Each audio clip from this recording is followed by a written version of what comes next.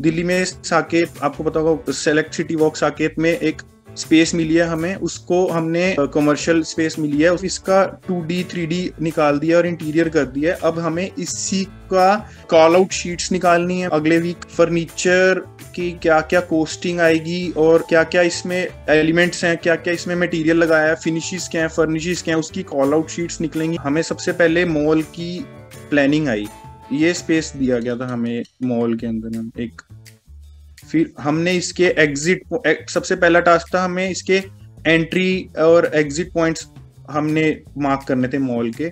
फिर हमने इसकी मूवमेंट्स मार्क करी कि अगर हमारी जगह पे लोग हमारे कैफे पे कैसे पहुंचेंगे सब, और आसपास क्या क्या वॉशरूम्स की फैसिलिटी क्या है, और इलेक्ट्रिसिटी ऑफ पॉइंट्स कहाँ हैं, मतलब इलेक्ट्रिसिटी।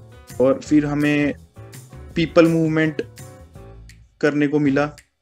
फिर हमें अलग अलग ब्रांड्स दिए गए। मुझे मिला है लिप्टन वालों के लिए मुझे कैफे डिजाइन करना है, तो फिर हमने क्लस्टर सीटिंग पे काम किया, क्या साइज रखोगे चेयर और टेबल का। हमें ब्रांड अंडरस्टैंडिंग पे 2 वीक्स मिले थे। 2 वीक्स के लिए मैम ने बताया कि ब्रांड अंडरस्टैंड करने के क्या क्या वेज होते हैं। फिर हमने ब्रांड अंडरस्टैंड किया अपना।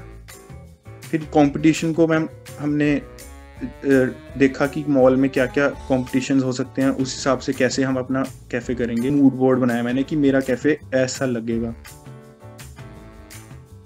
हमने फिर काम शुरू कर दिया मैम।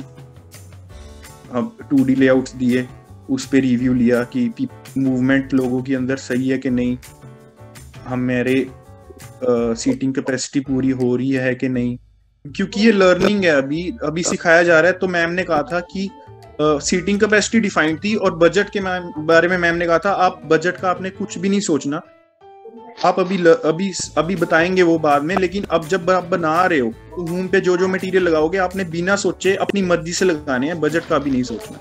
अभी बाद में उसकी क्लासेस बाद में आएंगी, कॉस्टिंग की और बजट की, कैसे क्लाइंट से बजट लेना है और कैसे उस बजट के हिसाब से क्या क्या मटेरियल्स होंगे तुम्हारे। ये रेड स्केच से जो मार्किंग हुई है ये राहत मैम की रिव्यू है। कैसे इसको एक्सप्लेन करोगे, क्या रखोगे यहाँ, कैसे इसको ब्यूटीफाई करोगे स्पेस को, हर के बोर्ड पे वो रिव्यू दे देते हैं। मैंने बताया जैसे कि ये था पहले, तो ये वाली स्पेस है वो जो मैम ने मेरे को बताया कि ठीक करो। ये है जैसे ये वॉशरूम एंट्री है, इसके आसपास खाली लगा मैम को, तो ये कर दिया थोड़ा सा। अब इसमें स्पेस यूज हो गई थोड़ी प्लांटर्स डाल।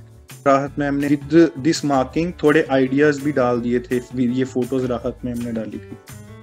तो ये वाली पे जैसे इससे मुझे इस फोटो से आइडिया आया प्लांटर्स रखने का साइड। लिप्टन कैफे जैसे मुझे मिला, इसकी ब्रांड अंडरस्टैंडिंग करने के लिए प्राची मैम ने हमें लिप्टन की एड्स, लिप्टन के यूजर्स हैं उनसे बात करने को कहा और लिप्टन की वेबसाइट को विजिट करने को कहा। ये हमने एड्स देखी, पहले हमने खुद देखी और हमने अपना डिसीजन बनाया कि ये हो सकता है लिप्टन की प्रॉपर्टीज हो सकती। फिर लिप्टन के यूजर्स से बात की।